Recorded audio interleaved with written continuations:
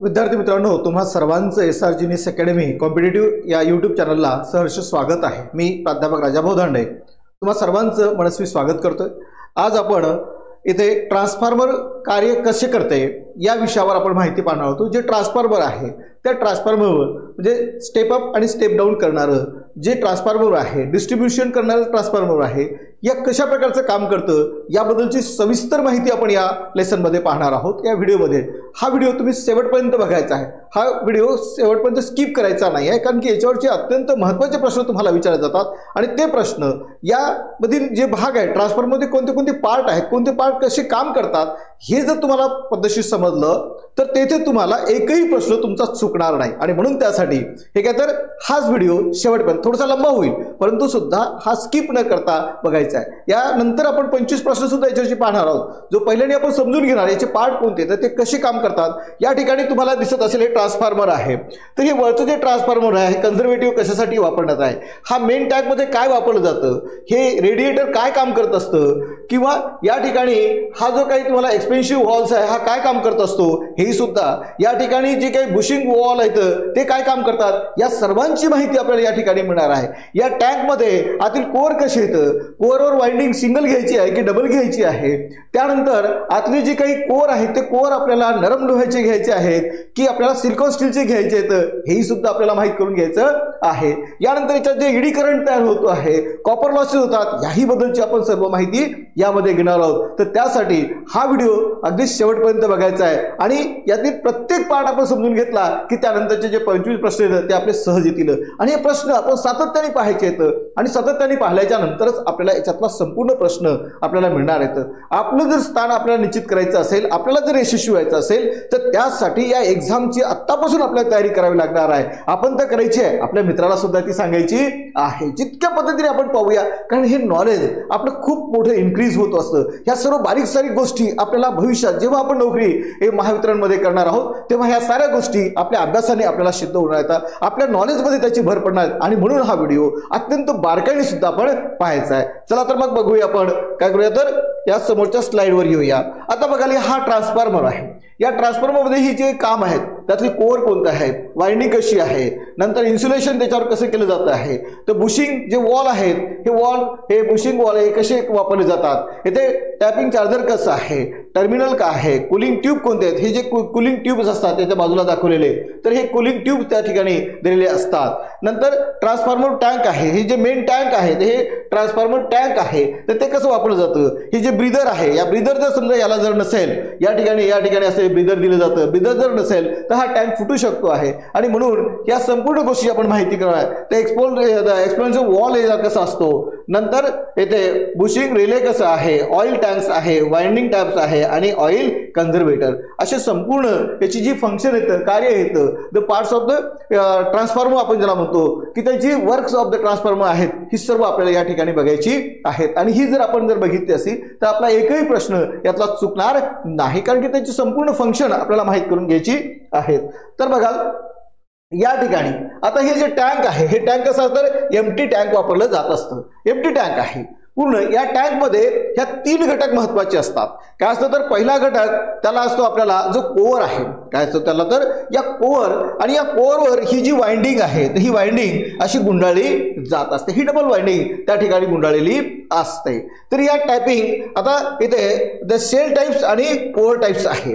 आता हा कोअर आहे तर हा कोअर कसा होतो, तर हा कोअर करण्यासाठी आपण काय करतो तर असे ई आकाराचे किंवा आय आकाराचे तुकडे घेत असतो आणि त्यांनी तो कोअर घेत असतो, त्यामुळे ईडी करंट त्यामध्ये निर्माण होणार नाही। आता या ई आकार किंवा यू आकार किंवा आय आकाराचे जे कोर छोट्या पत्त्या त्यामध्ये घेतले असतात, अखंड लोखंड त्यासाठी घेतलं जात नाही। त्या अखंड लोखंडावर याच्यापासून एक कोर बनवला जातो। या इथे पहा, इथे तुम्हाला लाइनिंग दिसत आहे, संपूर्ण या पट्ट्या मिळून एक असा कोर बनवला जातो आणि या कोरवर हा कोर अखंड जर घेतला असेल तर या ठिकाणी ईडी लॉसेस ईडी करंट तयार होऊ शकतो आणि म्हणून या कोरवर काय केलं जातं तर यावर लॅमिनेशन केलं जातं आणि लॅमिनेशन केल्याच्या नंतर याच्यावर ताराची वाइंडिंग केली जात असते। मग पहिला घटक हा काय तो कोर याच्यामध्ये टाकलो, त्यामध्ये वाइंडिंग आहे आणि त्याच्यामध्ये आपल्याला ट्रान्सफॉर्मर आईल ठेवावं लागतं, कारण की या ठिकाणी या रिकामी जागा जर राहिली असेल याच्यामध्ये तर रिकामी जागा राहिली तर त्याला ईडी करंट त्याच्यामध्ये तयार होत असतो आणि मग तो ईडी करंट काय होतो तर मेन करंटला तो घातक ठरत असतो आणि म्हणून हा ईडी करंट तयार होऊ नये म्हणून येथे कुठलीच जागा शिल्लक राहत नाही,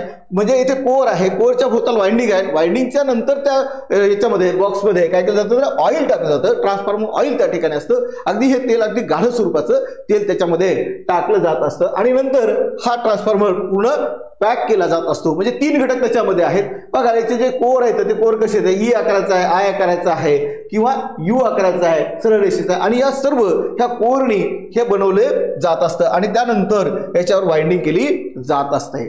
त्यानंतर बघूया आपण काय होतं तर आता या ठिकाणी ही जे काही टँक आहे हे कन्झर्वेटिव्ह टँक्स या ठिकाणी आहे. हे कन्झर्वेटिव्ह टँकचा इथे फोटो सुद्धा आपण वेगळ्या स्वरूपाचा घेतलेला आहे. आता हे कन्झर्वेटिव्ह टँक काय होतं तर या मेन टँक मध्ये ही जे मेन टँक आहे या मेन टँक मध्ये आपण 3 घटक पहिले टाकत असतो. कोर आहे, कोरवर वाइंडिंग आहे, त्यावर गुंडाळलेली तार आहे आणि त्याच्यानंतर तो आत टाकल्याच्या नंतर जी काही रिकामी जागा राहते ती तेलाने पूर्ण भरून दिली जात असते. मग याच्यामध्ये जे तेल आहे ते रिकामी जागा तयार होता का, कारण रिकामी जागा जर राहिली तर तिथे एडी करंट तयार होण्याची शक्यता असते आणि म्हणून या ठिकाणी हे जे काही टँक आहे द कन्झर्वेटिव्ह टँक हे या मेन टँकला जोडलं जातं आणि हे कन्झर्वेटिव्ह टँक अर्धा ऑइलनी भरलं जातं, अर्ध रिकामं ठेवलं जात असतं. अर्ध रिकामं ठेवल्याच्या नंतर याला काय करतं एक ब्रीदर ठेवलं जातं. एक जे ब्रीदर आहे या ब्रीदर मधून काय करतं या ठिकाणी इथे ब्रीदर याला लिहिलेलं आहे.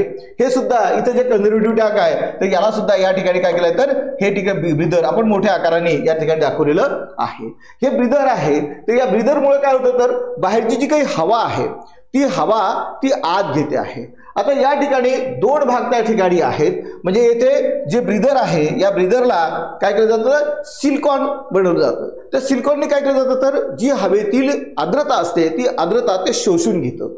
पण हे सिलिकॉन काय करतं तर फक्त आर्द्रता शोषतं, त्याच्या खाली त्याचे काही डस्ट पार्टिकल्स असतात. कारण हे सर्व हे ट्रान्सफॉर्मर कुठे तर रोडच्या काठाला कुठे कुठेतरी लावले असतात. एवढ्या मोठ्या धुळीमध्ये धुळीचे कण त्याच्यामध्ये असतात आणि म्हणून त्या ठिकाणी या ब्रीदरच्या खालच्या भागाला जे हे टोक दिसतं त्या ठिकाणी एक त्या ऑइल टाकलं जातं. त्या ऑइल मधून काय होतं तर जे काही धुळीचे कण असतात ते ऑब्झर्व केले जात असतात आणि इथं सिलिकॉन आणि ते काय तर हवेतील आर्द्रता शोषून घेत असतं. ही आर्द्रता काय होतं तर आपण हवेतून हिवाळ्यामध्ये जेव्हा असं जेव्हा करतो आहे तेव्हा आपल्या तोंडातून अशी वाफ आलेली असते. त्या वाफेमध्ये आपल्याला आर्द्रता पाहायला मिळत असते आणि म्हणून ती आर्द्रता या तेलामध्ये जाता कामा नये, या जे काही ऑइल आहे त्या ऑइलमध्ये जाता कामा नये. म्हणून या ब्रीदरच्या वाटे फक्त शुद्ध हवाच त्याच्यामध्ये दिली जाते. सिलिकॉन जे आहे तर सिलिकॉन काय केलं जातं तर त्यातील आर्द्रता शोषून घेतं आणि नंतर ऑइल हे काय करतं तर त्या ऑइल मधून जे काही धुळीचे कण येतं ते धुळीचे कण शोषून घेत जातात. म्हणजे या ठिकाणी जी जाणारी हवा आहे तर ती हवा कशी आहे तर फक्त शुद्ध हवाच त्या ठिकाणी जाते, त्याच्यामध्ये कुठलाही भाग आतमध्ये जाणार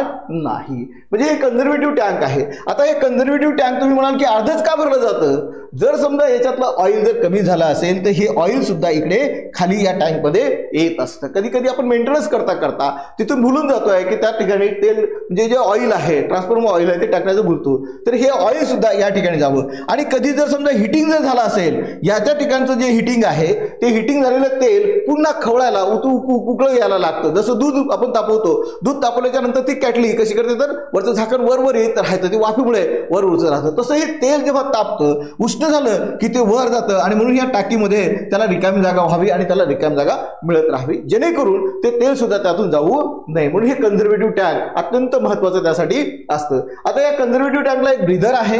या ब्रीदर मधून काय केलं जातं तर फक्त शुद्ध हवा त्याला घेतली जात असते. आता हे तपलेलं जे तेल आहे ऑइल आहे ते या ठिकाणी कूलंट रेडिएटर हे इथे तुम्हाला पाईप दाखवलं, छोटे छोटे पाईप आहेत. या वरच्या भागातून हे तापलेलं ऑइल असं खाली येतं आणि पुन्हा थंड झालेलं ऑइल पुन्हा या टँक मध्ये जात असतं. म्हणजे याला हे रेडिएटरचं हे बाजूचे जे काही काम बाजूचे भाग दिसतात तुम्हाला तर हे सुद्धा रेडिएटरचं या ठिकाणी काम करत असतात. म्हणजे मेन टँकला काय केलं जातं रेडिएटर सारखं तिथे काम केलं जात असतं. म्हणजे ते ऑइल आहे ते ऑइल काय होतं थंड व्हावं, कुलिंग व्हावं. जे तापलेलं ऑइल आहे ते वरच्या भागातून खाली येईल आणि हळूहळू खाली येत असताना त्याला हवा लागते आणि हवा लागल्यामुळे ते थंड होतं. थंड झालेलं तेल पुन्हा खालून या टँक मध्ये सोडलं जातं. अशा रीतीने हे तेलाचं सारखं प्रमाण चालू असतं. आता या ठिकाणी हा जो वॉल आहे काय केलं जातं तर ह्या रेडिएटरचं काम केलं जातं. इथे रिले वॉल आता बुचेस रिले आहे या ठिकाणी दिलेला आलेला आहे.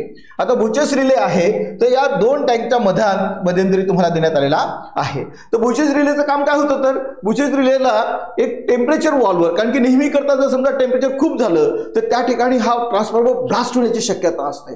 तर तो ब्लास्ट होऊ नये म्हणून त्या ठिकाणी जो मर्क्युरी पारा आहे या रिलेमध्ये टाकला जातो आणि टेम्परेचर वाढलं की तो मर्क्युरी पारा वर जातो आणि आणि त्या बटनला पुश करतो. पुश केल्याच्या नंतर तेथील काय होतं तर ते ट्रान्सफॉर्मर बंद होतं. पुन्हा थंड झाल्याच्या नंतर तो ट्रान्सफॉर्मर सुरू केला जात असतो, म्हणून याला बुचेस रिले सुद्धा वापरला जातो. नंतर या ठिकाणी एक्सप्लोसिव्ह वॉल्व सुद्धा या ठिकाणी देण्यात आलेला आहे. आता समजा तेल खूप तापलेलं आहे, खूप इथे झालं हिटिंग झालेलं आहे, या ठिकाणून ऑइल होत आहे, या ठिकाणी सुद्धा इथे जे काही रेडिएटर आहे याने सुद्धा ते थंड झालं आहे, याच्याही पेक्षा जास्त ब्लास्ट होत आहे. तर त्यावेळेस या एक्सप्लोसिव्ह व्हॉल्व अत्यंत कमी म्हणजे झाकणाने दाबलेला असतो की जेणेकरून इथे पब्लिकमध्ये जेव्हा हे ट्रान्सफॉर्मर लावलं जातं तर त्याच्यापासून कुठला अपघात होऊ नये म्हणून येथून हे ऑइल काय होतं तर ब्लास्ट होतं आणि हा भाग निघून जाऊन ऑइल इथे बाहेर होतं. आता नवीन ट्रान्सफॉर्मरमध्ये इथे एखाद्या कुकर सारखा एक वॉल देण्यात आलेला आहे. जर असं वाटलं जास्त गरम झालं की ते काय करतं तर सोडून देतं आणि पटकन ऑइल बाहेर येऊन जात असतं. अशाही पद्धतीची व्यवस्था या ट्रान्सफॉर्मरमध्ये करण्यात आलेली आहे. समोर बघूया आपण. आता या ठिकाणी हे जे ट्रान्सफॉर्मर आहे तर आता आपण बुचेस रिले हे जो पहिला भाग आहे तर हा इथे लावला जातो. म्हणजे इथे मेन टँक आहे आणि इथे कन्झर्वेटिव्ह टँक्स आहे. या ठिकाणी त्याला ब्रीदर सुद्धा लावलेलं आहे. आता इथे ब्रीदर मधून हवा इथे येते, या तेलामध्ये हवा इथे थंड करते आहे आणि पुन्हा हे तेल काय करतं तर मेन टँक्सला वापरलं जात असतं. पण या मेन टँक आणि कन्झर्वेटिव्ह टँकच्या मधात एक काय तर बुचेस रिले वापरला जातो. हा रिले या ठिकाणी मोठ्या स्वरूपात आपण दाखवण्यात आला आहे. या ठिकाणी मर्क्युरी मग इथे ट्यूब दाखवला आहे आणि या मर्क्युरी भरला जातो. तापमान वाढलं की पारा वर जातो आणि वर गेल्याच्या नंतर आपोआप त्याला बंद करतो आहे आणि बंद केल्याच्या नंतर हा रिले काय करतो तर ट्रान्सफॉर्मर बंद करत असतो. म्हणजे अपघात होण्यापासून अपघात कमी व्हावा, अपघात होऊ नये, हिटिंगमुळे अपघात होऊ नये आणि म्हणून हा बुचेस रिले या ठिकाणी वापरला जात असतो.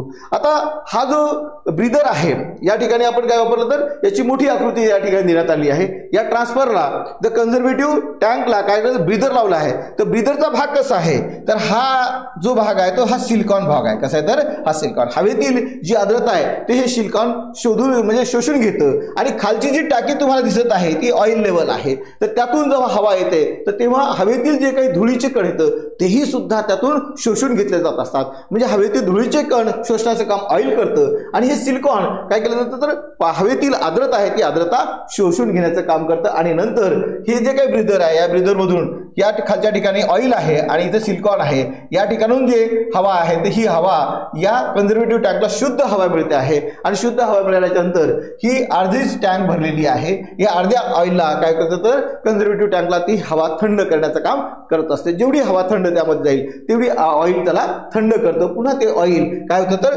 मेन टँक मध्ये जात असतं. आता हे तपलेलं जे टँक आहे या ठिकाणी तुम्हाला अगोदर सांगितलं की ह्या ज्या नळ्या दिसत आहेत ह्या नळ्या कशा आहेत तर इथे रेडिएटर म्हणून काम केलं जातं. कारण याच्यातलं जे तापलेलं तेल आहे वरच्या भागातून या नळ्यातून खाली येतं आणि पुन्हा खाली थंड झालेलं ऑइल पुन्हा या टँक मध्ये सोडलं जातं की जेणेकरून ज्या मेन टँक आहे त्या मेन टँक मध्ये थोडीही खुली जागा होता कामा नये. कारण त्याच्यामुळे काय होतं तर ईडी करंट तयार होत असतो आणि ईडी करंट हा काय तो मेन करंटला अपोज करण्याचा प्रयत्न करतो आणि यामध्ये हिटिंग सुद्धा वाढण्याची शक्यता असते. आणि म्हणून या मेन टँकला ही जे मेन टँक आहे या मेन टँक मध्ये तीन जे घटक आपण पाहिले कोणते कोणते घटक येतात. कोअर आहे, कोअरवर काय तर वाइंडिंग आहे आणि वाइंडिंगला याला नंतर जे काही ऑइल आहे त्याला ट्रान्सफॉर्मर ऑइल आपण त्याला म्हणतो ते ऑइल त्याच्यामध्ये टाकलं आहे म्हणजे जेणेकरून हा ट्रान्सफॉर्मर पॅक ठेवला जात असतो. तिथे ईडी करंट ठेवला जात किंवा ईडी करंट तयार केला जाणार नाही. मग या ठिकाणच्या आपण दोन गोष्टी आपण लक्षात आल्या की या ठिकाणी काय तर याला ही जे वरी आहे कन्झर्वेटिव्ह टँक आहे. कन्झर्वेटिव्ह टँक काय केली जाते तर अर्धीच भरली जाते.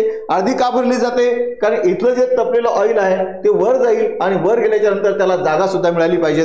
जागा जर नाही मिळाली तर स्फोट होण्याची शक्यता असते. आणि दुसरा फायदा याचा असा आहे की जर समजा इथली जर याच्यात ऑइलची लेवल कमी झाली असेल तर वरचं ऑइल सुद्धा खाली येत असतं. कारण ही टँक अगदी पॅक असते. अगदी पॅक असल्यामुळे काय होतं तर वरचं तेल याला खाली आलं पाहिजे. या कन्झर्वेटिव्ह टँकला काय वापरलं जातं तर इथे एक ब्रीदर वापरलेला आहे. ब्रीदर अत्यंत महत्वाचं आहे. ब्रीदर मध्ये सुद्धा हवेतील डस्ट पार्टिकल त्याचे काय करतं तर काढून टाकण्याचं काम हे ऑइल करतं आणि सिलिकॉन हे काय करतं तर हवेतील आर्द्रता बनत असतं. याच्यामध्ये आपण पुन्हा पाहिलं कोणता तर बुचेस रिले सुद्धा वापरला, सेफ्टी वापरण्यात आलेली आहे की कदाचित एखाद्या वेळेस समजा खूप हिटिंग झालंय, खूप तापमान वाढलंय तर तेथे स्फोट होण्याची कारण हे ट्रान्सफॉर्मर जेथे पब्लिक प्लेसेस असतात त्या ठिकाणी लावलेली जात असतात, त्या ठिकाणी ऍक्सिडेंट होऊ नये म्हणून ह्या बुचेस रिले या ठिकाणी वापरला जात असतो. यानंतर बघूया आपण आता या ठिकाणी पाहाल काय होतं तर एक्सप्लोसिव्ह वॉल्स या ठिकाणी बसवण्यात आलेला आहे. पहिली प्रक्रिया काय केली होती आपण की या मेन टँक मधलं जे ऑइल आहे ते ऑइल कमी होता कामा नाही, त्याच्यासाठी कन्झर्वेटिव्ह टँक सुद्धा वापरण्यात आलेली आहे. कन्झर्वेटिव्ह टँकला ब्रीदर सुद्धा वापरण्यात आलेला आहे. ब्रीदरला आपण काय वापरलं तर त्या ठिकाणी एक रिले सुद्धा बुचेस रिले सुद्धा वापरण्यात आलेला आहे. हा बुचेस रिले सुद्धा वापरला. एवढंही करून जर समजा एखाद्या वेळेस तापमान वाढलंच तर त्यासाठी द एक्सप्लोसिव्ह वॉल्स वापरण्यात आलेला आहे की या वॉलमुळे जर टेम्परेचर वाढलं तर या शेवटचा भाग अत्यंत कमकुवत भागाने जोडला असतो. काही विशिष्ट तापमानात जर वाढलं असेल तर त्या तापमानावर तो काय करतो तर भाग सुटतो आणि ऑइल त्यातलं बाहेर निघत असतं. तर अशा या टेम्परेचरला आता समजा या काय करतो आपण तर हे जे काही रेषा तुम्हाला दिसत त्या रेडिएटरचं काम केले जातात. पुन्हा जे हाय व्होल्टेज ज्या ठिकाणी ट्रान्सफॉर्मर वापरले जातात त्या ठिकाणी या ठिकाणी तुम्हाला दिसत असेल इथे फॅन सुद्धा लावलेत, काय कूलिंग फॅन सुद्धा लावलेले आहेत जे ते एक्स्ट्रा टेम्परेचर होतं तर त्यांना फॅन लावून सुद्धा त्याला काय केलं जातं तर थंड केलं जातं. वरच्या ज्या काही मेन ट्रान्सफॉर्मर आहे मेन ट्रान्सफॉर्मरच्या बाजूला ज्या काही नळ्या आहेत त्यातून ऑइल बाहेर येतं, ते हळूहळू तापलेलं ऑइल खाली येतं आणि हवेने ते थंड होतं. हवा त्याला जास्त लागावे, बाहेरून जर हवा त्याला मारली असेल तर ते कूलिंग जास्त थंड होतं, कूलिंग होतं आणि मग त्याला कूलिंग झाल्यामुळे अशा ज्या काही हाय ट्रान्सफॉर्मरला बाहेरून पंखे दिले जातात आणि बाहेरून त्याला जाऊन काय केलं जातं तर थंडही सुद्धा केलं जात असतं. आता हे जे रिले आहेत काय तर त्याला इनकमिंग आणि आउट गोईंग याच्यासाठी आपण करंट सोडतो आहे, स्टेप अप साठी एक करंट त्या सोडतोय आणि पुन्हा त्यातून बाहेर काढतो आहे. अशा प्रकारचे दोन प्रकारचे बुशेस या ठिकाणी दिले जात असतात. तर हे बुशेसचा सुद्धा आपण या ठिकाणी वापर करतो आहे. म्हणजे या ठिकाणी पहा तुम्हाला की इथे ऑइल दाखवलेलं आहे तर हे अर्धच भरलेलं आहे. या ठिकाणचं ऑइल तापल्याच्या नंतर याचं जे ऑइल आहे तर ते ऑइल वर जाईल, वर जाऊन पुन्हा ही टाकीपर्यंत भरण्याचं काम करेल. समजा याला जर हवा लागणार आहे तर ती ब्रीदर वाटे येणार आहे, हे थंड होणार आहे, पुन्हा याच्यामध्ये खाली ते ऑइल येणार आहे. समजा याचा धोका टळावा म्हणून बुचेस रिले सुद्धा वापरण्यात आला आहे. याच्याही पेक्षा जर समजा अजूनही धोका टळला असेल तर त्याला एक्सप्लोसिव्ह व्हेंट त्याला वापरण्यात आलेलं आहे की जेणेकरून आपल्याला अपघात होणार नाही. यामुळे अपघात होऊन तिथल्या जनतेला कुठली हानी पोहोचता कामा नाही म्हणून ह्या सर्व गोष्टी आपण काय केलं असतं तर सिक्युरिटी म्हणून वापरल्या जात असतात. आता या ठिकाणी पाहाल की इथे हाय व्होल्टेज जे बुशेस आहेत ते बुशेस कोणते तर येणारा जे काही ते आहे तर हाय व्होल्टेज हे बुशेसला या ठिकाणी करंट दिला जातो आणि नंतर या ठिकाणून आपण डिस्ट्रीब्यूट करत असतो. डिस्ट्रीब्यूट करताना त्याला लो व्होल्टेज बुशेस म्हटलं जातं. आता याला काय तर HV बुशेस म्हणतो आपण त्याला. HV म्हणजे काय तर हाय व्होल्टेज बुशेस आणि LV म्हणजे लो व्होल्टेज बुशेस वापरले जात असतात की यातून लाईन वापरून आपण डिस्ट्रीब्युटरला दिली जात असते. तर या ठिकाणी हे ट्रान्सफॉर्मरचे भाग पहा. मेन टँक मध्ये काय दिसते तुम्हाला तर कोर आहे, कोरच्या भोवताल तुम्हाला काय तर वाइंडिंग गुंडाळलेली आहे आणि त्याच्या भोवताल संपूर्ण तेल आहे. या तेल गरम झाल्याच्या नंतर याला वर निघण्यासाठी जागा काय तर कन्झर्वेटिव्ह टँक सुद्धा वापरण्यात आलेली आहे. त्याला थंड होण्यासाठी सुद्धा आपण ब्रीदर वापरण्यात आला आहे. नंतर याच्या टाकीमधलं तेल सुद्धा थंड होण्यासाठी आपण काय या ठिकाणी रेडिएटरचा उपयोग या पाईपचा केला जातो. त्यातून तेल बाहेर येतं आणि बाहेरची हवा लागली की त्या तेलाचं प्रमाण तापल्या तेलाचं प्रमाण व्होल्टेज म्हणजे तापमान कमी होण्यासाठी आणि कमी झालेलं तापमान पुन्हा त्या टँक मध्ये सोडलं जातं. अशा पद्धतीने या ट्रान्सफॉर्मरचा उपयोग केला जात असतो. काही ट्रान्सफॉर्मर आपल्याला स्टेप अप करावे लागतात आणि काही ट्रान्सफॉर्मर आपल्याला स्टेप डाऊन करावे लागत असतात. कारण स्टेप डाऊन आणि स्टेप अप केव्हा करतो की लाईनचं आपल्याला जास्त वाहून न्यायची आहे त्या ठिकाणी आपण स्टेप अप वापरतो आहे आणि पुन्हा त्या ठिकाणी आपण स्टेप डाऊन करतो आहे. स्टेप डाऊन केल्याच्या नंतर आपण काय करतो तर नेहमी करता उपयोगासाठी येणारी जी 33 kV आहे तर 33 kV पासून आपण 11 kV ला ट्रान्सफॉर्मर पाठवतो आणि 11 kV पासून आपण 240 ते 440 पर्यंत व्होल्टेज आपण घरगुती वापरासाठी उपकरणासाठी ते वापरलं जात असतं. तर अशा प्रकारचे स्टेप डाऊन आणि स्टेप अपचे ट्रान्सफॉर्मर आपण वापरत असतो. तर त्यानंतर आता या ठिकाणी पाहाल आता हे जे कोर आहे तर काय करतो तर आयर्न लॉसेस किंवा कॉपर लॉसेस या ठिकाणी आपण पाहतो आहे. आता हे कॉपर लॉसेस का होतात तर या ठिकाणी जे काही आपण कोअर वापरतो आहे हे कोअर काय होतं तर त्याला इडी करंट त्याच्यामध्ये तयार होऊ नये. इडी करंट तयार होऊ नये म्हणून काय करतो तर हे आपण त्याच्या पट्ट्या घेतो, पट्ट्यावर आपण ऑइल लावतो, पुन्हा त्याला काय करतो पेंट करतो आहे की त्यातून इडी करंट तयार होता कामा नाही आणि त्याचा कोअर करून त्या कोअरवर आपण काय करतो तर या ठिकाणी वाइंडिंग करत असतो. ही प्रायमरी वाइंडिंग आणि सेकंडरी वाइंडिंग या ठिकाणी केली असते. तर अशा प्रकारची ही वाइंडिंग या ठिकाणी केलेली आहे आणि म्हणून त्या ठिकाणी जे काही हिस्टेरिसिस लॉसेस आहेत ते लॉसेस तेथे होता कामा नये किंवा इडी करंट सुद्धा तयार होता कामा नये. इडी करंट तयार होऊ नये म्हणून याच्यावर काय करतो आपण काय करतो तर त्यावर आपण लॅमिनेशन म्हणजे त्या ठिकाणी काय करतो तर ऑइलिंग त्याला करत असतो आणि त्याच्यानंतर त्याचा कोअर बनवत असतो। आता हिस्टेरिसिस लॉसेस किंवा त्याला कॉपर लॉसेस आपण म्हणतो आहे, ते कॉपर लॉसेस सुद्धा या ठिकाणी काय करतो तर एक वेळा झाल्याच्या नंतर पुन्हा त्याच्यावर पेपर लावतो आणि पुन्हा दुसरा वेळा आपण त्याच्यावर घेत असतो, म्हणजे डबल वाइंडिंग करत असताना या ठिकाणी हिस्टेरिसिस लॉसेस होतात। आता जे कॉपर लॉसेस किंवा ओहम ते लॉसेस आहेत ते लॉसेस या ठिकाणी पाहिजे, जर स्ट्रे लॉसेस आणि ते डायइलेक्ट्रिक लॉसेस अशा प्रकारचे ही लॉसेस सुद्धा या ठिकाणी होऊ नयेत यासाठी सुद्धा आपण अत्यंत बारकाईने या सर्वची तयारी करत असतो। तर ही संपूर्ण या ट्रान्सफॉर्मरची जी पार्ट आहे ही पार्ट आपण या ठिकाणी पाहिलेली आहेत आणि यानंतर त्याचं काम काय काय कशा पद्धतीने असतं आणि याच्यावरचीच आपण आता काय करणार आहोत तर प्रश्न पाहणार आहोत। त्या प्रश्नाची उत्तर आपल्याला करायची आहेत, हे संपूर्ण आपण लक्षात घेतलं की आपल्याला या ठिकाणी लक्षात घ्यायला लागतं। आता साधारणतः कधी कधी आपल्याला असं वाटतं की मेन आता आपल्याकडे फॅन लावला नाही, कूलर लावला नाही, काही नाही तरी सुद्धा बिल येणार नाही का, कारण मेन मीटर पासून तर आपल्या घरापर्यंत फॅन पर्यंत टीव्ही पर्यंत या बोर्ड पर्यंत लाईन आलेली असते। जेव्हा आपण आपल्याला असं वाटतं की बंद केलेलं आहे, पण जे ऍक्च्युअली आपण काय करतो तर याच्यासाठी आपण काय करतो तर सिंगल फेज, टू फेज किंवा थ्री फेज अशा प्रकारचे कोर्स वापरत असतो आणि याच्यावर स्विच ऑफ करत असतो। मेन ठिकाणी जर आपण असं जर काय केलं तर प्लग बंद करून टाकला असेल तर तेव्हा आपल्याला इकडे लाईन येणार नाही, परंतु संपूर्ण पार्ट मध्ये जर लाईन जात असेल तर त्याचं आपल्याला बिल येतच असतं आणि म्हणून यासाठी आपण स्विचेस सुद्धा वापरत असतो। तर अशा पद्धतीने आपण या ट्रान्सफॉर्मरचं हे काम आहे तर ते कशा पद्धतीने चालतं हे आपला पुन्हा हे समजून घेतलेलं आहे। याच्यावरचे प्रश्न कसे विचारले जातात ते आपण या ठिकाणी पाहूया। ट्रान्सफॉर्मर हे कोणते यंत्र आहे, ट्रान्सफॉर्मर हे कोणते यंत्र आहे। आता ट्रान्सफॉर्मर हे एक स्थिर यंत्र आहे, ट्रान्सफॉर्मर हे काय तर एक स्थिर यंत्र आहे, त्यात कुठलाही फिरत नाही। जसं आपण पाहिलं की जनरेटर मध्ये काय केलं जातं तर एक भाग फिरतो आणि एक भाग त्यामध्ये स्थिर राहत असतो, म्हणजे मॅग्नेटिक पार्ट आहे आणि त्याच्यानंतर काय तर त्यामध्ये जो फिरणारा एक भाग आहे आणि एक मॅग्नेटिक भाग आहे, त्यापैकी एक भाग आपल्याला स्थिर ठेवावा लागतो, एक भाग फिरवावा लागतो, त्या ठिकाणी इलेक्ट्रोमॅग्नेटिक तत्व तयार होतं। तर या ठिकाणी ती विद्युत तयार होत असताना एक भाग फिरवावा लागतो। इथे मात्र ट्रान्सफॉर्मर काय करावं लागतं तर तो स्थिर भाग आहे, त्याला काही फिरवावं लागणार नाही, फक्त ट्रान्सफॉर्मर आपल्याला स्टेप अप किंवा स्टेप डाऊन करायचं आहे, कशा पद्धतीचा ट्रान्सफॉर्मर आपल्याला वापरायचा आहे ह्या सर्व गोष्टी त्या ट्रान्सफॉर्मर निर्भर करत असतात। म्हणून ट्रान्सफॉर्मर हे कसं आहे तर स्थिर यंत्र आहे, म्हणून पर्याय क्रमांक 3 हे याच्यातलं बरोबर आहे। पर्याय क्रमांक काय तर हे 3 हे याच्यातलं बरोबर आहे की साहजिक आहे आपल्याला 3 क्रमांकाचं जे ट्रान्सफॉर्मर आहे ते ट्रान्सफॉर्मर या ठिकाणी वापरलं जावं लागतं। त्यानंतर जो दुसरा प्रश्न आहे तर दुसरा प्रश्न काय तर त्या ठिकाणी आपल्याला पाहायला मिळतो आहे की इथे ट्रान्सफॉर्मर कोणत्या तत्वावर कार्य करतो, ट्रान्सफॉर्मर हे कोणत्या तत्वावर कार्य करत असतं। ट्रान्सफॉर्मर हे फॅरेडच्या कोणत्या तर फॅरेडच्या इलेक्ट्रोमॅग्नेटिक इंडक्शनच्या नियमानुसार कार्य करत असतं, म्हणजे 4 क्रमांकाचं पर्याय बरोबर आहे। म्हणजे ट्रान्सफॉर्मर हे काय केलं जातं तर येथे फॅरेडच्या इलेक्ट्रोमॅग्नेटिक इंडक्शनच्या नियमानुसार काम करत असतं। आता तिसरा प्रश्न आपण विचारता पाहूया, ट्रान्सफॉर्मरच्या प्रायमरी व सेकंडरी वाइंडिंग कशा असल्या पाहिजेत।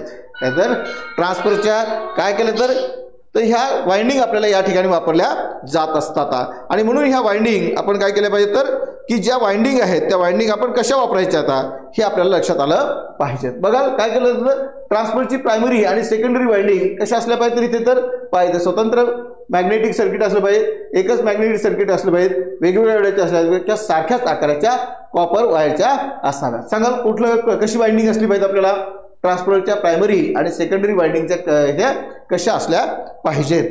इथे 3 नंबरचा प्रश्न होता तुम्हाला, कसं वापरलं जातं तर इथे कसे वापरले पाहिजेत तर आपण काय करतो म्हणजे एकाच मॅग्नेटिक सर्किटमध्ये कशा तर जे वाइंडिंग आहे ती वाइंडिंग कशा तर एकाच मॅग्नेटिक सर्किटमध्ये, म्हणजे पर्याय क्रमांक 2 आपल्याला बरोबर आहे, त्यासाठी ते वापरावं लागतं। म्हणजे ट्रान्सफॉर्मरच्या प्रायमरी आणि सेकंडरी वाइंडिंग ह्या कशा असल्या पाहिजे तर एकाच मॅग्नेटिक सर्किटमध्ये असल्या पाहिजेत तर त्यांचं काम चालतं। त्यानंतरचा चौथा प्रश्न आपण पाहणार आहोत, ट्रान्सफॉर्मरच्या चुंबकीय मंडळाची फ्लक्स डेन्सिटी उच्च पाहिजे असेल तर कोणते मटेरियल वापरले जाते।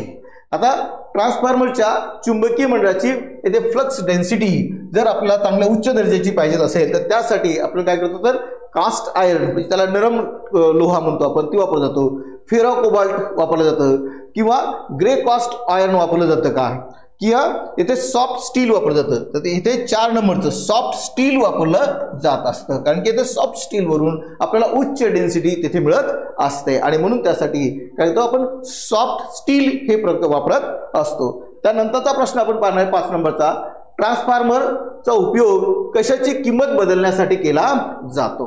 आता ट्रान्सफॉर्मरचा उपयोग कशाची किंमत बदलण्यासाठी केला जातो, तर येथे व्होल्टेज आहे, पॉवर फॅक्टर आहे, पॉवर आहे किंवा फ्रिक्वेन्सी आहे। तर काय करतो आपण तिथे व्होल्टेज, काय बदलतो तर व्होल्टेज, म्हणजे 1 नंबरचा पर्याय हा त्या ठिकाणी आहे। म्हणजे ते आपल्याला व्होल्टेजचा किंमत बदलण्यासाठी आपण ट्रान्सफॉर्मरचा उपयोग करतो असतो। ट्रान्सफॉर्मर कशा पद्धतीने आपण तिथे किंमत त्याची मोजतो आहोत। त्यानंतरचा प्रश्न होता 6 नंबरचा, कोणत्याही सिंगल फेज ट्रान्सफॉर्मर मध्ये येथे प्रायमरी व सेकंडरी मध्ये निर्माण होणारा व्होल्टेज फेज डिफरन्स येथे किती असतो, काय तर किती असतो। आता हा जो कोणत्याही सिंगल फेज ट्रान्सफॉर्मर मध्ये प्रायमरी व सेकंडरी मध्ये निर्माण होणारे व्होल्टेजचा फेज डिफरन्स, प्रायमरी व सेकंडरी मध्ये निर्माण होणारा व्होल्टेज फेज डिफरन्स किती असतो, काय तर किती असतो। बघा, द इन फेज आहे किंवा 90 अंशाचा आउटपुट ऑफ द फेज आहे किंवा लोड पॉवरच्या सॉफ्टवर अवलंबून असतो किंवा 180 अंशाने आउटपुट ऑफ फेज असतो। 6वा प्रश्न होता, बघा त्यातला कोणता प्रश्न येतो तुम्हाला, तर या ठिकाणी 4थ्या क्रमांकाचा 180 अंश आउटपुट ऑफ द फेज म्हणून 4 नंबरचा पर्याय त्या ठिकाणी निर्माण करतो। कोणत्याही सिंगल फेज ट्रान्सफॉर्मर मध्ये प्रायमरी आणि सेकंडरी मध्ये निर्माण होणाऱ्या व्होल्टेजचा फेज डिफरन्स किती असला पाहिजे, तर 180 अंश, किती तर 180 अंश आउटपुट ऑफ फेज असला पाहिजे। नंतर ट्रान्सफॉर्मरच्या नो लोड करंटचे कार्य काय असते, ट्रान्सफॉर्मरच्या नो लोड करंटचे कार्य कोणते आहे। आता या ठिकाणी इथे एमएमएफ निर्माण करणे, कोअर लॉसेस करणे किंवा वरील सर्व किंवा वरीलपैकी कोणतेही किंवा काहीही नाही। ट्रान्सफॉर्मरच्या येथे ट्रान्सफॉर्मरच्या नो लोड करंटचे कार्य कोणते असते, तर आपण तिथे पाहिलं आहे की या ठिकाणी हे 2 कार्य करावे लागतात, एमएमएफ निर्माण करणे आणि कोअर लॉसेस करणे, ह्या दोन्ही गोष्टी त्यासाठी महत्त्वाच्या आहेत। म्हणून पर्याय क्रमांक याच्यासाठी कोणता महत्त्वाचा आहे, तर वरील दोन्ही हे दोन्ही सुद्धा ट्रान्सफॉर्मरच्या लो लोड करंट मध्ये कार्य करीत असतात। म्हणजे जेव्हा ट्रान्सफॉर्मर नो लोड असतो तेव्हा हे दोन्ही कार्य होतात की त्या ठिकाणी काय होणार नाही, तर एमएमएफ निर्माण करणार नाही किंवा कोअर लॉसेस त्या ठिकाणी होणार नाही, ही काळजी सुद्धा त्या ठिकाणी केली जाते। 8वा नंबर आहे, ट्रान्सफॉर्मरच्या सेकंडरीवर जेव्हा लोड जोडला असतो तेव्हा म्युच्युअल फ्लक्सच्या किमतीवर काय परिणाम होतो। म्हणजे ट्रान्सफॉर्मरच्या सेकंडरी म्हणजे काय होतं, तर ट्रान्सफॉर्मरमध्ये येथे प्रायमरी आणि सेकंडरी अशा 2 प्रकारची करंट त्या ठिकाणी फेज येतात। तर ती फेज येत असताना तेव्हा म्युच्युअल फ्लक्सच्या किमतीवर काय परिणाम होत असतो। आता सेकंडरी करंटच्या व्यस्त प्रमाणात बदलतात, सेकंडरी करंटच्या समप्रमाणात बदलतात, स्थिर असतात किंवा प्रायमरी बॅलन्सिंग करंटच्या समप्रमाणात बदलतात। यामध्ये तुम्हाला 4 पर्यायापैकी 1 पर्याय तुम्हाला सांगायचा आहे। तो 4 पर्यायाचा पर्याय कोणता असतो, तर याची जी काही म्युच्युअल फ्लक्सिंगची किंमत आहे तर त्यावर काय परिणाम होतो, तर त्या स्थिर असतात, त्यात काही बदल होणार नाही। म्हणजे साहजिक आहे, ट्रान्सफॉर्मरच्या सेकंडरी जेव्हा लोड जोडला जातो तेव्हा म्युच्युअल फ्लक्सिंगच्या किमतीवर काहीही परिणाम होणार नाही, ते स्थिर राहतात, काय असतात, त्या किमती स्थिर राहत असतात। त्यानंतरचा 9वा नियम आहे, ट्रान्सफॉर्मरचा नो लोड करंट हा प्रायमरी व्होल्टेजच्या प्रत्यक्षपणे जवळपास किती अंशाने येथे लॉगिंग असतो। आता ट्रान्सफॉर्मरचा नो लोड करंट हा प्रायमरी व्होल्टेजच्या प्रत्यक्षपणे जवळपास किती अंशाने लॉगिंग असतो, तर इथे आहे 85 अंशाने। 1 नंबरचा पर्याय यासाठी बरोबर आहे, किती तर 85 अंशाने तो काय असतो, तर तेथे लॉगिंग केलेला असतो आणि म्हणून काय तर 1 नंबरचा पर्याय हा त्यामध्ये बरोबर होता। नंतर ट्रान्सफॉर्मरचे प्रकार कोणते आहेत, ट्रान्सफॉर्मरचे प्रकार कोणते आहेत। आता कोर ट्रान्सफॉर्मर आहे, बेरी टाइप्स आहे, सेल टाइप्स आहे किंवा वरील सर्व आहे। आता ट्रान्सफॉर्मर हे 3ही प्रकारचे आहेत, कोर टाइपचे सुद्धा आहेत, नंतर बेरी टाइपचे सुद्धा आहेत आणि सेल टाइपचे सुद्धा आहेत। म्हणून पर्याय क्रमांक 4 हे त्याचं उत्तर आहे। वरील सर्व प्रकार हे ट्रान्सफॉर्मरचे आहेत, म्हणून 4ही प्रकार, या 3ही प्रकार आपल्याला या ट्रान्सफॉर्मरचे उपयोगी पडत असतात। वेगवेगळ्या ठिकाणी वेगवेगळे ट्रान्सफॉर्मर आपण वापरत असतो आणि म्हणून 3ही प्रकारचे core type transformer, berry type transformer आणि सेल टाइप ट्रान्सफॉर्मर हे 3ही प्रकार आपल्यासाठी महत्त्वाचे आहेत। 11 नंबरचा होता, ट्रान्सफॉर्मरच्या प्रायमरीला कमी व्होल्टेज दिल्यास सेकंडरी कडून त्यापेक्षा जास्त व्होल्टेज मिळत असेल तर त्या ट्रान्सफॉर्मरला कोणता ट्रान्सफॉर्मर म्हणतात। आता लक्षात घ्या, प्रायमरी कडून नो व्होल्टेज येत आहे आणि आपल्याला इथून जास्त द्यायचं आहे. म्हणजे प्रायमरीकडून कमी व्होल्टेज दिल्यास आणि सेकंडरीकडून त्यापेक्षा जास्त व्होल्टेज जर मिळत असेल तर त्याला स्टेप अप म्हणतो. काय म्हणतो आपण त्याला? तर स्टेप अप म्हणजे स्टेप वाढून घेतलाय. तिकडून येणारं व्होल्टेज कमी आहे आणि इकडून वाढणारं व्होल्टेज जास्त आहे. आपण त्यासाठी कधी कधी स्टॅबलायझर आपल्याकडे वापरतो. एखाद्या वेळेस लाईन जर कमी मिळत असेल तर आपल्यासाठी टीव्ही वगैरे सुरुवातीला असायच्या, त्यावर जर व्होल्टेज जर आपल्याला कमी मिळत असेल तर आपण स्टॅबलायझर घ्यायचो की तिकडून येणारं व्होल्टेज जास्त कमी आहे आणि आपल्याला टीव्हीला व्होल्टेज येणारं जास्त आहे. फ्रीजला सुद्धा आपण तसं कधी करतो की व्होल्टेज स्टॅबलायझर वापरतो. तिकडून येणारं व्होल्टेज कमी मिळतं, 110 100 होतं, पण आपल्याला इकडे काय करतं 160 170 असल्याशिवाय आपलं व्होल्टेज कुलिंग होत नाही किंवा जे फ्रीज आहे ते कुलिंग होत नाही. त्यासाठी आपल्याला व्होल्टेज वाढवून घ्यायला लागतं. तसं ट्रान्सफॉर्मरमध्ये सुद्धा स्टेप अप ट्रान्सफॉर्मर काय करतं तर घेताना व्होल्टेज कमी घेतं पण देताना व्होल्टेज हे जास्त देतं. त्याला स्टेप अप ट्रान्सफॉर्मर म्हटलं जातं. म्हणजे दोन्ही पद्धतीचे आपल्याला ट्रान्सफॉर्मर वापरावे लागतात. स्टेप अपचे सुद्धा पाहिजेत आणि स्टेप डाऊनचे सुद्धा पाहिजेत. आपण जिथे विद्युत तयार होते आणि तिथून वाहून नेण्यासाठी आपण काय करतो त्याला स्टेप अप करतो आणि पुन्हा जेव्हा वापरासाठी वापरायचं त्याला स्टेप डाऊन म्हणजे 440 असेल तर 220 येतं, 220च्या नंतर 132 येतं, 132च्या नंतर म्हणजे पुन्हा एकदा आपलं काय तर 66 kV असेल, 66 kVच्या नंतर 33 kV आपल्याला वापरलं जातं. अशा पद्धतीने स्टेप अप डाऊन ते आपल्याला ट्रान्सफॉर्मर वापरून ही स्टेप अप स्टेप डाऊन करावी लागते. पण या ठिकाणी काय तर प्रायमरीकडून कमी व्होल्टेज घ्यायचं आणि देत असताना सेकंडरीला जास्त द्यायचं, त्याला स्टेप अप ट्रान्सफॉर्मर म्हणत असतात. आता स्टेप डाऊन ट्रान्सफॉर्मरची सेकंडरी वाइंडिंग प्रायमरीच्या तुलनेत कशी असते?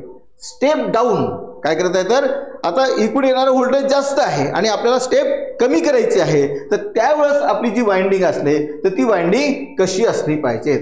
आता ती वाइंडिंग कशी असते तर जाड तारांची वापरतो. कशी तारांची वापरतो? आपण पर्याय क्रमांक 3 मध्ये जाड तार वापरतो आणि त्याला वेढे सुद्धा कमी देत असतो. काय करतो? वेढे सुद्धा त्याला कमी देत असतो. म्हणजे जाड ताराची वाइंडिंग वापरतो आणि कमी ताराची, तेव्हा आपण काय करतो त्याला स्टेप डाऊन त्याला करत असतो. त्यातून कमी आपल्याला लाईन घ्यायची असते. मग त्या स्टेप डाऊन साठी आपल्याला जाड तारेची आणि कमी वेढेची जी काही वाइंडिंग आहे त्या ठिकाणी वाइंडिंग आपण वापरत असतो. नंतर 13 नंबरचा होता ऑटो ट्रान्सफॉर्मरचा उपयोग कुठे केला जातो? आता ऑटो ट्रान्सफॉर्मर कधी काय होतं तर आपल्याला व्होल्टेज जास्त लागतं, कधी व्होल्टेज कमी लागतं. अशा वेळेस आपण ऑटो ट्रान्सफॉर्मर वापरत असतो. तर ऑटो ट्रान्सफॉर्मर कुठे वापरतो आपण तर व्होल्टेज स्थिर ठेवण्यासाठी, कमी प्रमाणात व्होल्टेज येथे बदल करण्यासाठी किंवा ऑटोमॅटिक व्होल्टेज कमी जास्त करण्यासाठी किंवा ऑटोमोबाईल मध्ये. तर या ठिकाणी कुठे आपण या ट्रान्सफॉर्मरचा उपयोग करत असतो तर हे सांगता येईल तुम्हाला. बघा थोडासा विचार करा आणि सांगाल की ऑटो ट्रान्सफॉर्मरचा उपयोग कुठे केला जातो? कुठे केला जात असतो तर जर समजा कमी प्रमाणात व्होल्टेज मध्ये बदल करण्यासाठी आपण काय करतो तर ऑटो ट्रान्सफॉर्मरचा उपयोग करत असतो. म्हणजे पर्याय क्रमांक 2 हे त्याची महत्त्वाचं आहे. त्यानंतरचा प्रश्न होता आपला 14 नंबरचा, कोणत्या ट्रान्सफॉर्मरचा उपयोग द इंडक्शन मोटर चालू करण्यासाठी केला जातो? आता कोणत्या ट्रान्सफॉर्मरचा उपयोग इंडक्शन मोटारी चालू करण्यासाठी केला जात असतो? म्हणजे स्टेप अप ट्रान्सफॉर्मरमध्ये, करंट ट्रान्सफॉर्मरमध्ये, पोटॅशियल ट्रान्सफॉर्मरमध्ये किंवा ऑटो ट्रान्सफॉर्मरमध्ये कोणत्या ट्रान्सफॉर्मरचा उपयोग आपण इंडक्शन मोटारी चालू करण्यासाठी केला जातो? सांगता येईल? बघा थोडासा विचार करा आणि सांगा. काय विचार करता येईल तर इथे ऑटो ट्रान्सफॉर्मर कुठे वापरलो तर ऑटो ट्रान्सफॉर्मर आपण कायसाठी तर इंडक्शन मोटारी चालू करण्यासाठी केला जात असतो आणि म्हणून त्याला काय करतात तर ऑटो ट्रान्सफॉर्मर आहे. त्यानंतर आहे तर इन्स्ट्रुमेंटल ट्रान्सफॉर्मर मध्ये कोणकोणत्या ट्रान्सफॉर्मर येतात? इन्स्ट्रुमेंटल ट्रान्सफॉर्मर मध्ये कोणते कोणते तिथे ट्रान्सफॉर्मर येतात? आता पोटॅशियल ट्रान्सफॉर्मर आणि करंट ट्रान्सफॉर्मर म्हणजे वरीलपैकी दोन्ही हे पर्याय क्रमांक 3 हे त्यातलं बरोबर आहे. तर 3 क्रमांकाचं इन्स्ट्रुमेंटल ट्रान्सफॉर्मर मध्ये हे कोणते येतात तर पोटॅशियल ट्रान्सफॉर्मर आणि करंट ट्रान्सफॉर्मर हे दोन्ही ट्रान्सफॉर्मर त्याच्यामध्ये येत असतात. त्यानंतरचा प्रश्न आपण बघूया 16 नंबरचा, ट्रान्सफॉर्मर मध्ये कॉपर लॉसेस कशामुळे होते?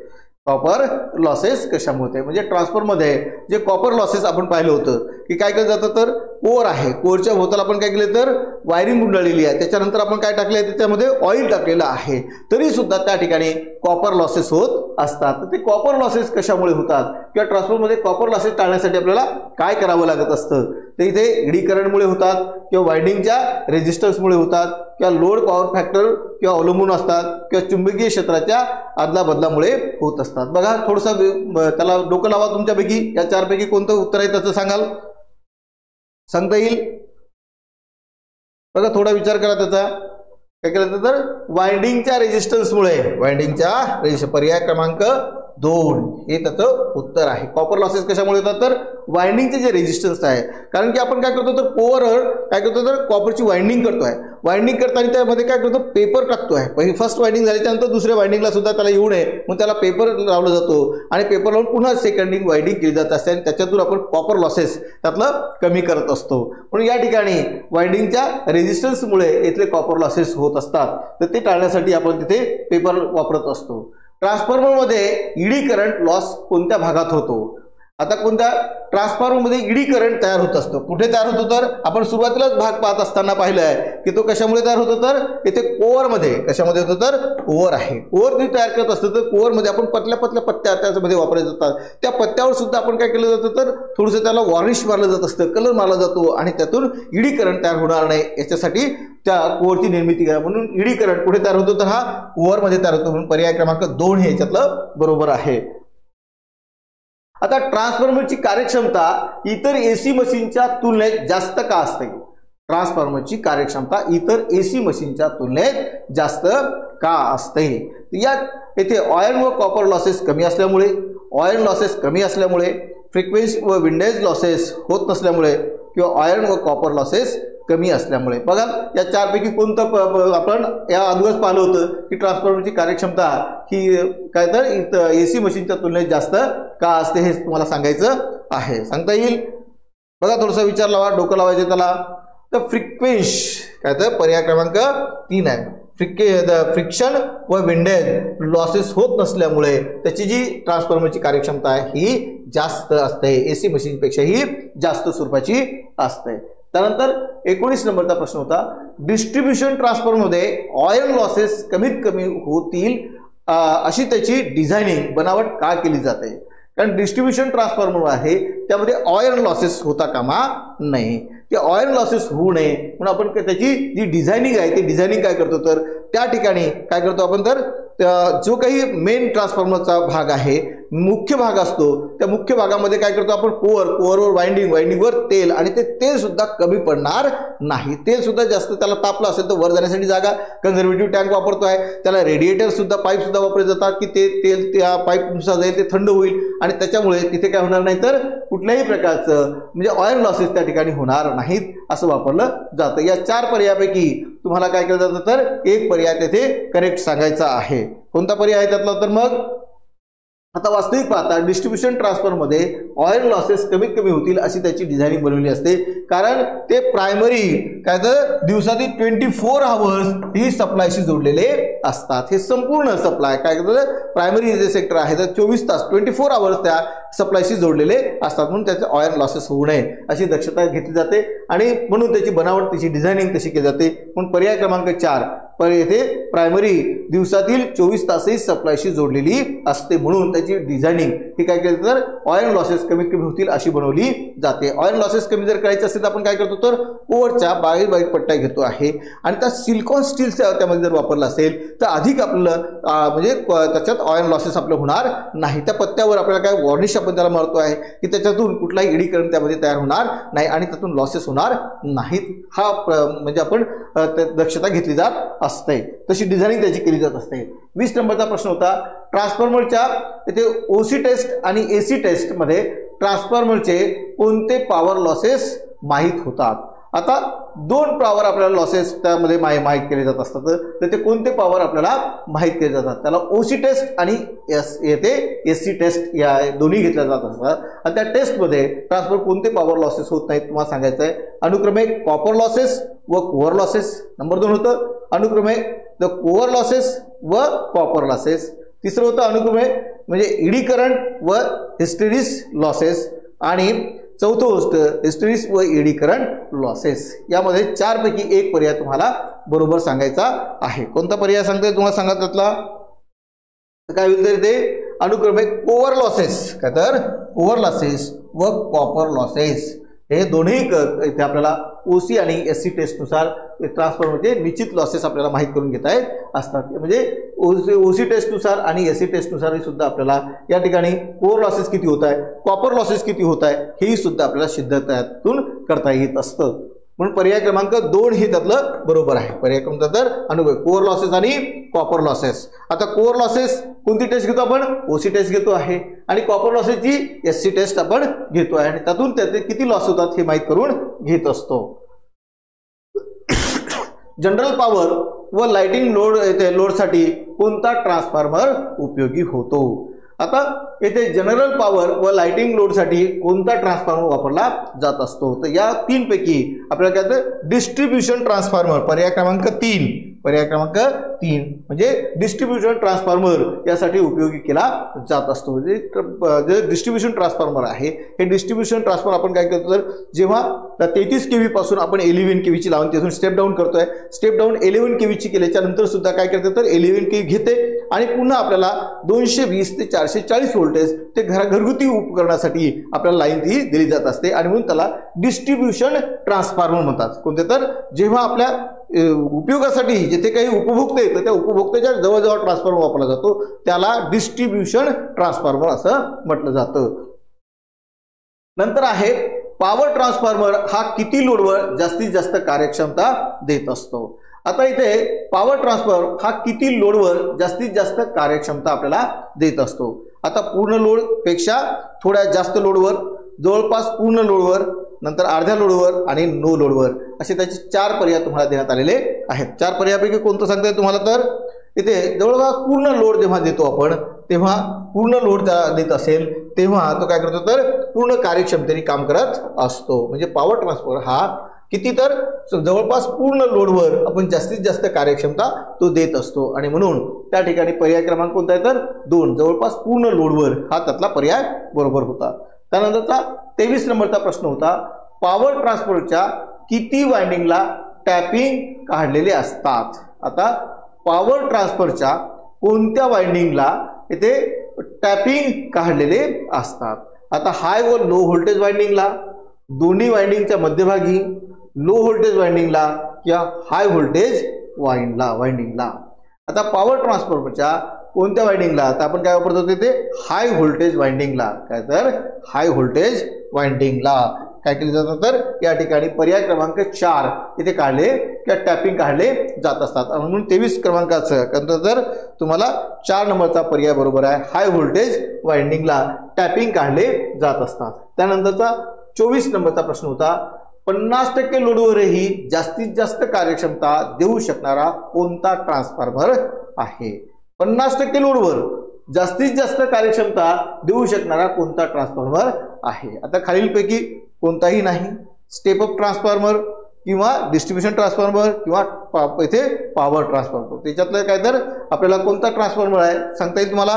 थोडा विचार करा आणि सांगा त्यातला कोणता आहे तर आपण नेहमी करता हा पॉवर नंबर 3चा म्हणजे डिस्ट्रीब्यूशन ट्रान्सफॉर्मर आहे. 50% जरी लोड झाला किंवा जास्तीत जास्त त्याच्यावर तो सुद्धा तो जास्तीत जास्त कार्यक्षमता देत असतो. आणि शेवटचा प्रश्न होता आपल्याला काय होतं तर पॉवर ट्रान्सफॉर्मरला कोणत्या पद्धतीने थंड केले जाते?